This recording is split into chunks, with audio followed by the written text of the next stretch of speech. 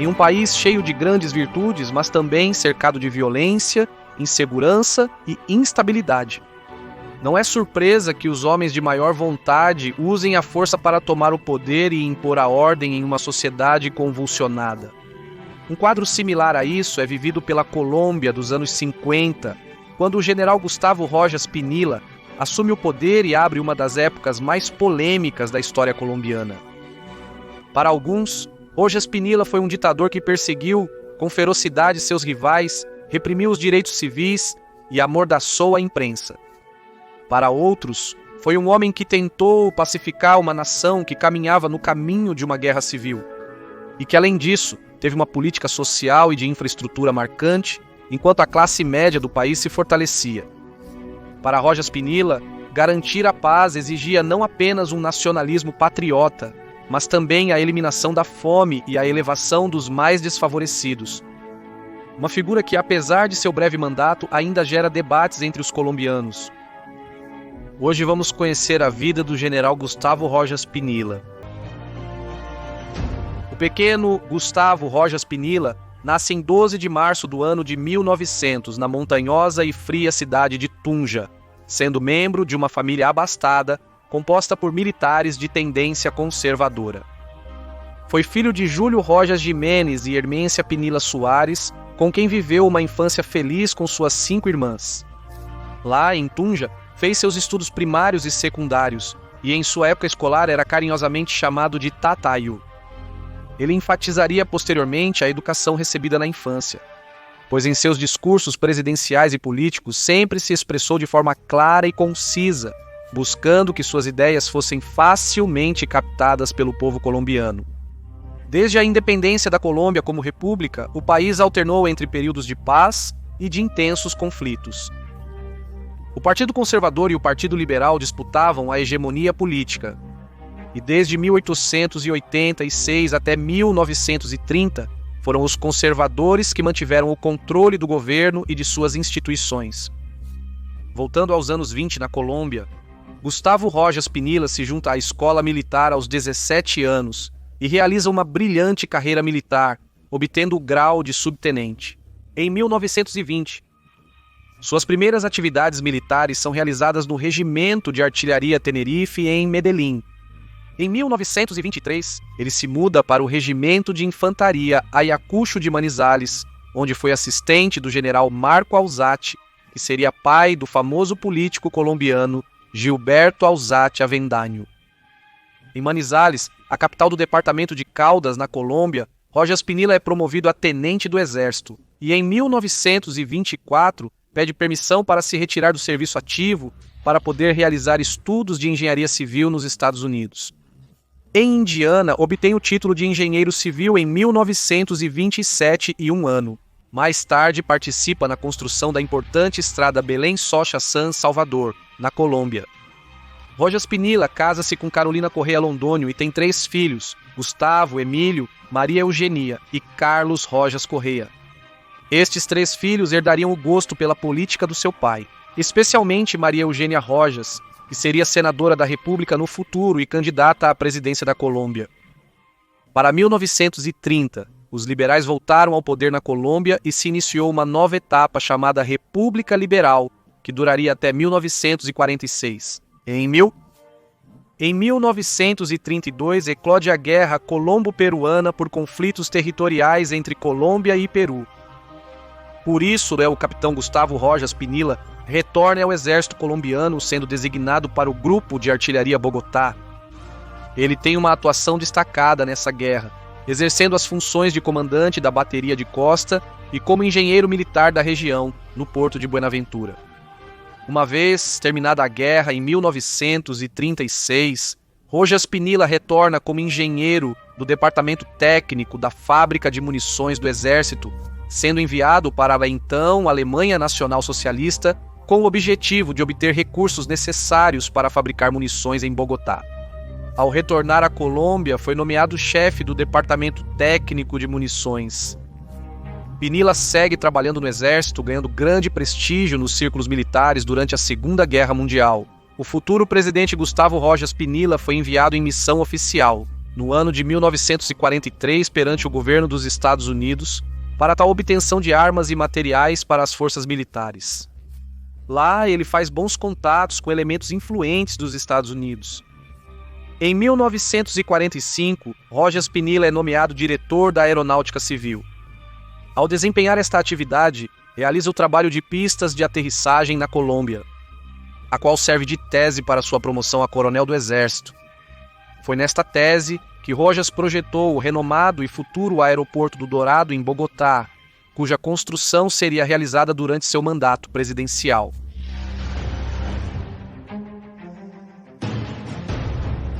Até então, nosso protagonista parecia ter uma vida militar tranquila, obtendo promoções e muitas complicações. No entanto, no ano de 1948, tudo mudaria para Gustavo Rojas Pinilla, pois naquele ano seria assassinado o líder popular colombiano Jorge Eliezer Gaitán, no dia 9 de abril. Gaitán havia sido um líder e porta-voz do Partido Liberal, cujo carisma e denúncia social lhe fizeram ganhar uma multidão de seguidores no país, gerando desconfiança não apenas no Partido Conservador, mas em muitos líderes tradicionais do Partido Liberal e no empresariado colombiano. Como consequência de seu assassinato, em Bogotá desencadearam-se fortes protestos e distúrbios que depois se expandiriam para outras áreas da Colômbia. O militar de Tunja, Rojas Pinilla, seria enviado para Cali para reprimir a rebelião que ocorreu lá. Graças às suas ações na pacificação da cidade de Cali e no Vale do Cauca, Rojas Pinilla recebe honras do Departamento do Vale e do governo do presidente Mariano Ospina Pérez Rojas. Ele diria mais tarde que seu trabalho realizado em Cali teria sido o melhor de sua carreira militar. Pinilla já gozava de grande prestígio no exército, mas graças à sua distinta atuação pacificadora em Cali, ele vai ganhando o reconhecimento definitivo e a confiança de vários dos altos comandos da política e do estamento militar. No dia 11 de outubro de 1949, Pinillas foi promovido ao posto de general e no dia 18 de outubro foi designado para o comando da Brigada de Institutos Militares. Em 3 de dezembro de 1949, Rojas assume seu primeiro alto cargo de caráter político civil, quando o presidente Ospina o nomeia como ministro dos Correios e Telégrafos. Apesar disso, o ápice de Rojas Pinilla ainda estava por vir. O assassinato de Gaitán deixaria profundas consequências no país sul-americano, iniciando o período chamado pelos historiadores de violência. Após intensos confrontos entre governo e manifestantes após a morte de Gaitán, uma parte da liderança liberal ordena a seus militantes que se levantem em armas contra o governo, que havia sido retomado pelos conservadores, em 1946. Isso gera que entre 1948, morte de Gaitán, e 1958 na Colômbia, se desencadeou uma espécie de pequena guerra entre as guerrilhas liberais e comunistas, enfrentando o Exército Nacional e a Polícia Nacional, assim como os grupos paramilitares conservadores como os chulabitas, os pájaros e as chamadas guerrilhas de paz conservadoras. Foi um período de 10 anos envolto em homicídios, agressões, brigas, perseguições, massacres e destruição à propriedade. No seio deste período de violência estava a luta pelo poder entre o Partido Conservador e o Partido Liberal, assim como as lutas internas entre suas facções. Após o Bogotazo, o presidente conservador Luiz Mariano Ospina consegue sair ileso e recrudesce a repressão contra a dissidência. Pelos níveis de violência, o Partido Liberal não participa nas eleições presidenciais de 1950 e chama para desconsiderar o governo, o que deixa caminho livre para que o conservador Laureano Gomes ganhe o cargo presidencial no mesmo ano. Por parte de Gustavo Rojas Pinilla, após seu combate destacado contra os levantamentos liberais, o general é nomeado delegado da Colômbia ao Supremo Comando das Forças Militares das Nações Unidas de Washington. Um ano depois, em 1950, após continuar mostrando um excelente desempenho e ganhando a confiança de vários líderes políticos e militares, Rojas Pinilla atinge o ápice de sua carreira militar quando o presidente da República, encarregado, Dr. Roberto Urdaneta Arbeláez, o nomeia como comandante-geral das Forças Armadas da Colômbia.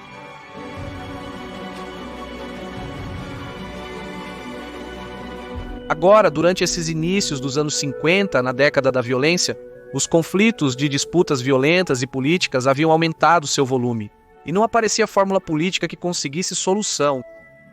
Nos primeiros anos da década de 50, mostravam-se os piores números de mortos e violência de toda essa etapa. Tanto das forças do Estado quanto dos grupos armados liberais e comunistas, não havia intenções de ceder.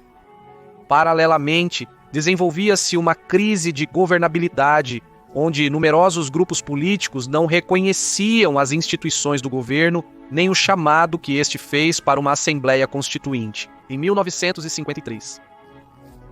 Em meio à anarquia e durante um dos momentos mais violentos de 1953, o general Gustavo Rojas Pinilla, junto com vários grupos, toma uma decisão que marcaria sua vida e esta etapa da Colômbia. Após um tempo de deliberações e reflexões diante de uma sociedade que clamava por paz, um grupo de militares, liderado por Rojas Pinilla, decide em junho do ano 53 depor o presidente conservador Roberto Urdaneta, dando um golpe de Estado pacífico sem derramamento de sangue. O grupo de militares oferece a presidência a vários políticos renomados e, diante da negativa destes, o general Gustavo Rojas Pinilla assume como presidente. O golpe de Gustavo Rojas Pinilla foi recebido com agrado por grande parte da população e da classe política. Contou com o apoio de ex-presidentes e líderes de ambos os partidos. Também contou com o apoio das Forças Armadas e da Polícia Nacional. O novo governo de Gustavo Rojas Pinilla se apresentou como um movimento cristão nacionalista. Seu programa se baseou em um discurso de paz, justiça e liberdade, de ordem contra a anarquia e a crise moral, do patriotismo e do nacionalismo, para alcançar a coesão e a restauração moral da República. Segundo Rojas Pinilla, não era possível alcançar a paz sem uma justiça social que beneficiasse os mais pobres. O novo presidente disse: "A pátria não pode viver tranquila enquanto tiver filhos com fome e nudez." De modo que Rojas foca seu governo na restauração da paz pública, na realização de reformas sociais para os mais desfavorecidos e na promoção do desenvolvimento econômico, emprego e um grande plano de infraestrutura. Algo que estava em concordância com as correntes desenvolvimentistas de vários governantes da Hispanoamérica naquela época. Ele fazia isso sempre que mantinha uma aliança estreita com o exército e a Igreja Rojas Pinillas. Propôs o fortalecimento do Estado e da sociedade colombiana, baseado na doutrina social da Igreja Católica e no ideário do libertador Simão Bolívar. Assim, o governo de Rojas começa com o complexo desafio de pacificar o país no momento de maiores excessos da década de violência. Para isso, oferece anistia para os combatentes guerrilheiros que abandonarem as armas e reconstrução econômica das áreas mais afetadas pela violência. Isso, somado a táticas de dissuasão militar, fez com que um grupo importante de guerrilhas durante seu governo eventualmente entregasse as armas. Mas algumas outras persistiram em levante contra o governo.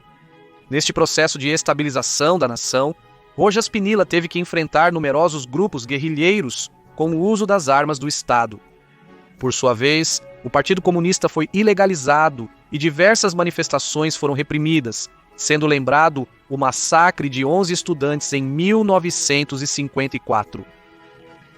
Rojas também mantém um confronto regular com a imprensa, com a maioria dos jornais controlados por seus opositores e vários até mesmo com vínculos com as guerrilhas armadas. Vários desses jornais foram fechados durante sua gestão.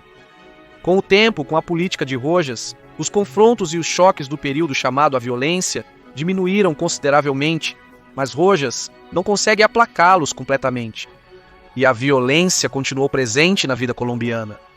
Além de protestos pelos chamados excessos no uso da força governamental, Rojas teve um importante apoio bipartidário no começo de seu mandato.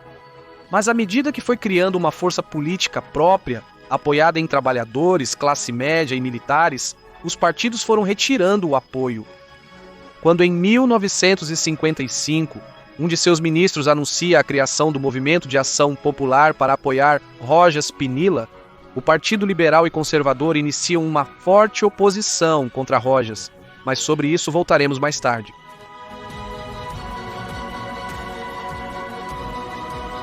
Rojas Pinilla enfatizou fortemente a política social. Durante seu governo, fortaleceu-se a educação popular, prática e tecnológica, bem como a educação com novas tecnologias agrícolas e a cultura popular. Junto com o fortalecimento de uma rede de assistência social aos mais desfavorecidos em termos de alimentação, serviços e saúde. Rojas Pinilla estimula os programas das escolas de rádio de Zutatenza e, em seu governo, inicia um programa inovador em toda a região, conhecido como televisão educativa, que usava a televisão como um meio para apoiar a educação dos jovens. Durante seu mandato, a televisão também é introduzida no país e a telefonia urbana e rural é automatizada para o fortalecimento das comunicações. Para Rojas Pinilla, a cultura popular não deveria ser estimulada com meios rudimentares, mas aproveitando os meios tecnológicos mais avançados, a televisão, o rádio, o teatro, a imprensa e todos os meios para colocá-los em proveito da elevação cultural das massas. Da mesma forma, durante Rojas foram criadas numerosas escolas, colégios e universidades no território neogranadino. Por sua vez, em seu governo foi levado adiante um significativo plano de infraestrutura e de indústria, destacando entre elas as seguintes obras: a conclusão do Ferroviário do Atlântico, a pavimentação da maior parte das estradas principais do país, a criação do Serviço Nacional de Aprendizagem, o Banco Popular, o Banco Ganadeiro, bem como importantes edifícios governamentais monumentais. Além disso, a construção do Aeroporto Eldorado, em Bogotá, e o início da construção de 18 aeroportos mais foi de especial significância. Da mesma forma, foram construídos aquedutos, esgotos, avenidas, estradas e diferentes regiões da Colômbia foram eletrificadas. Durante sua administração, foram concluídas a siderúrgica Acerías Paz del Rio, a fábrica de leite Chiquinquirá e o Hospital Militar. Por sua vez, a barragem hidrelétrica da nova refinaria de Barranca Bermeja foi concluída, a Estrada Bogotá-Chía. O Centro Administrativo Nacional, o Clube Militar e o Observatório Astronômico foram construídos, entre muitas outras obras. Outra medida muito popular até hoje de Rojas Pinilla foi ter sido o primeiro presidente da Colômbia a conceder direitos políticos às mulheres. Isso foi um fato revolucionário do subcontinente sul-americano, pois transformou a nação colombiana em uma das primeiras a promover o direito de voto das mulheres. Outro aspecto importante de sua política social foi a criação da instituição Secretaria Nacional de Assistência Social, ou seja, a Secretaria Nacional de Assistência Social, que foi dirigida por sua filha, Maria Eugênia Rojas de Moreno. O Secretaria Nacional de Assistência Social patrocinou os mercados populares, os presentes para as crianças pobres, os restaurantes escolares, as creches e criou centros de bem-estar social nas cidades e campos. Por sua vez, Rosa Pinilla também desenvolveu vários projetos na área de habitação popular, a Casa Campesina, o Seguro Campesino e a Bolsa de Empregos, além de levar adiante numerosas obras sociais para as vítimas da violência. Outro aspecto marcante foi sua política externa. Esta teve relações de amor-ódio com vários governantes sul-americanos, especialmente com Marcos Pérez Jiménez da Venezuela, com o qual manteve uma relação ambígua. Enquanto que, por outro lado, suas relações com os Estados Unidos foram fortes e sólidas, dando benefícios e garantias especiais às empresas americanas na exploração dos recursos colombianos. Apesar de a violência ter diminuído e o governo avançar na redução da pobreza e na garantia de uma maior ordem institucional, os choques e conflitos políticos no país continuavam, além de várias agitações estudantis. Em 1954, Rojas Pinilla havia sido reeleito pela Assembleia Constituinte e para 1957 buscava se reeleger mais uma vez. Embora em 1953 seu golpe tenha sido aplaudido. Com os anos, o governo de Rojas Pinilla se tornou incômodo para uma série de interesses internos e externos na Colômbia. Quando Rojas mostra que formaria uma base política própria, os conservadores e liberais se voltam contra ele. A partir do ano 56, conservadores e liberais foram alcançando um maior diálogo e conciliação e formam um pacto bipartidário, unidos dessa vez por sua oposição a Rojas. Isso se soma ao fato de que os Estados Unidos decidem abandonar o apoio a Rojas e fechar as linhas de crédito internacionais para o seu governo, em 1957. O conflito político se intensifica quando uma nova Assembleia Constituinte anuncia a próxima reeleição de Rojas e o líder da oposição, Guilherme Leão Valência, é preso. Os opositores a Rojas, que há algum tempo conspiravam para derrubá-lo, intensificam protestos, greves e paralisações e conversas com militares. Depois de vários dias de greve civil e tendo perdido o apoio dos Estados Unidos e de parte do Exército e da Igreja, Rojas decide anunciar sua renúncia, no dia 10 de maio de 1957, deixando no poder uma junta militar de governo. Esta junta militar se dedica a dar os passos que permitam uma transição do país para novos governos. Dos inscritos no acordo bipartidário conhecido como Frente Nacional,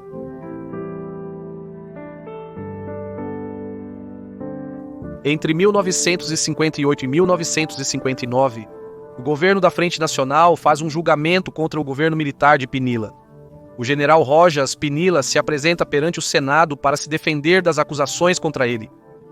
O veredito do Congresso Nacional de 18 de março de 1959 foi condenatório contra o general Rojas.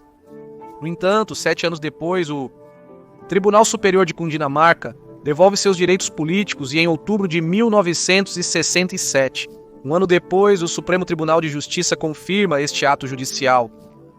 Como resultado dessa sentença, é permitido a Rojas Pinilla e seus aliados fundar o movimento Aliança Nacional Popular, partido que se baseia nos ideais patrióticos e nacionalistas de Rojas Pinilla, e permite, por sua vez, que pessoas de diversas ideologias se juntem à aliança, tornando-se um partido com setores que vão desde a esquerda até a direita.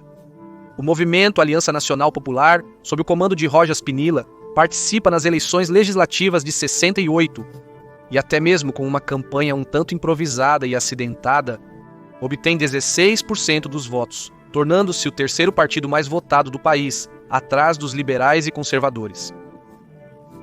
Graças a esses resultados eleitorais, Rojas Pinilla começa a se perfilar como um candidato com sérias possibilidades de ganhar as eleições presidenciais.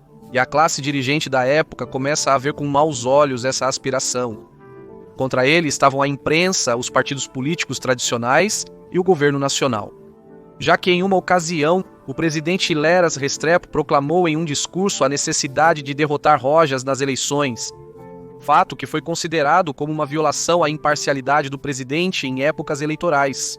O certo é que as eleições são realizadas e acabam sendo bastante acirradas, dando 51% dos votos para Pastrana e 49% dos votos para Rojas Pinilla. Contudo, Rojas Pinilla e apoiadores contestam os resultados oficiais, alegando fraude e questionando sua legitimidade. Diante dessa conjuntura, surge o movimento guerrilheiro 19 de abril, argumentando que, se não se podia obter o poder por meio de um processo eleitoral, seria pela força. Mais tarde, este movimento receberia reconhecimento internacional com a tomada do Palácio da Justiça, que terminou com a morte de 11 magistrados e mais de uma dezena de mortos. No entanto, Rojas Pinilla não vive o suficiente para ver esse evento que marcaria a história de seu país, pois morre de um ataque cardíaco em sua fazenda em Melgar, 17 de janeiro de 1975. Seu funeral foi em Bogotá, onde esteve em câmara ardente no Capitólio Nacional. Desta forma, culminava esta controversa etapa da história colombiana, que rompeu pela primeira vez, de forma tão nítida, com a inesgotável luta entre conservadores e liberais. Suas ideias políticas do patriotismo como garantia de união de um socialismo conservador à colombiana, com um mercado forte, da busca pela justiça social, a paz e a ajuda aos necessitados e desfavorecidos, sem descuidar do progresso econômico e desenvolvimento social. Foram os pilares com os quais tentou orientar seu governo até que foi derrubado pelos interesses de sempre, em menos de 4 anos. Agradeço muito a todos por assistirem a este vídeo e espero que tenham gostado. Mais uma vez, convido todos a visitarem nosso novo canal Mistérios da História. Tenho certeza que vão adorar. Convido todos a curtirem este vídeo e deixarem seus comentários. Sempre nos interessa saber suas impressões e que as compartilhem em todas as suas redes sociais. Até a próxima e que Deus os abençoe.